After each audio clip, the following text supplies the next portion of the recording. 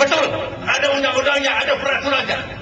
Kalau kerajaan Saudi Arabia tahu ada orang Ahmadiyah naik haji, kemudian mau masuk Mekah, dia akan ditangkap, akan dideportasi, dipulangin ke kampungnya. Kenapa? Karena pemerintah Saudi Arabia, ulama Saudi Arabia menghukumkan Ahmadiyah kafir, Ahmadiyah murtad, Ahmadiyah di luar Islam. Ya Allah, saksikan, saya sudah sampaikan bahwa kalau pemerintah Indonesia, dalam hal ini SBY, karena Jaksa Agung, Menteri Agama, Menteri Dalam Negeri dalam rapat Bakor Pakem tahun 2005 telah mengusulkan agar Ahmadiyah dilarang. Tetapi larangan ini hanya yang bisa mengeluarkan adalah Presiden. Maka kalau SBY yang kita cintai, yang kita pilih langsung, Susilo Bambang Yudhoyono, tetap tidak mau melarang Ahmadiyah, tetap tidak mau memutuskan bahwa Ahmadiyah aliran sesat, maka dialah yang bertanggung jawab kalau Mekah kota suci ditukarkan oleh kafir-kafir najis. Orang musyrik najis, innamal musyrikuna najasun. Orang musyrik itu najis, jadi nggak boleh masuk Mekah. Ahmadiyahnya mengotori Mekah yang telah disucikan oleh Al-Quran semenjak zaman Umar bin Khattab jadi khalifah sudah 1000 tahun yang lalu. Tidak ada sepotong orang kafir pun boleh masuk Mekah.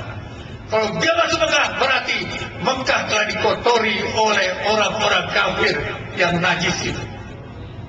Apa mau kita punya presiden di akhirat nanti menjadi pesakitan di depan mahkamah Allah Subhanahu wa Ta'ala? Jadi saudara-saudara seiman, itulah klimaks daripada Ahmadiyah.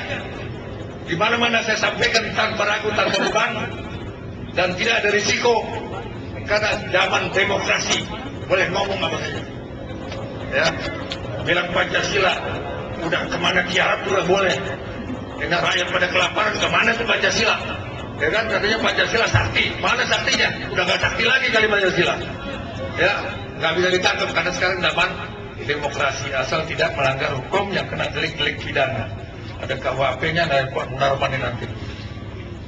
Ada organisasi namanya Aliansi Bersama Kebebasan Beragama dan Berkeyakinan. Di situ ada Katolik, ada Protestan, ada Ahmadiyah, ada Lia Edan, ada pribadi-pribadi, orang-orang jil, sipilis dan sebagainya. Saya minta umat Islam supaya memiliki buku 50 tokoh Islam liberal di Indonesia. Dari buku itu kita bisa tahu, nih tampangnya jil ini, tampangnya jil. Inilah harus kenal kita. Kita yang profesor, pintar ceramah, pintar khotbah, tapi akidahnya adalah sipilis yang sudah diharamkan oleh MUI. Fatwa MUI mengatakan pluralisme, sekularisme, liberalisme haram, bertentangan dengan ajaran Islam. Sementara Dirjen Bimas Islam Nasaruddin Umar ada namanya di dalam buku 50 tokoh ini. Jabatan tertinggi setelah Menteri Agama adalah Dirjen Bimas Islam.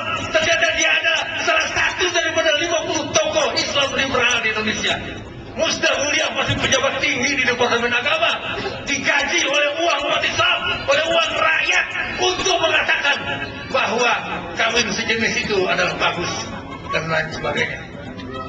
Nah, ini perlu kita sadari bahwa di dalam umat Islam sendiri, tokoh-tokoh umat Islam sendiri sudah dibeli oleh Barat untuk menjadi anjing-anjing dan antek-antek Barat untuk merusak akidah Islam dan umat Islam.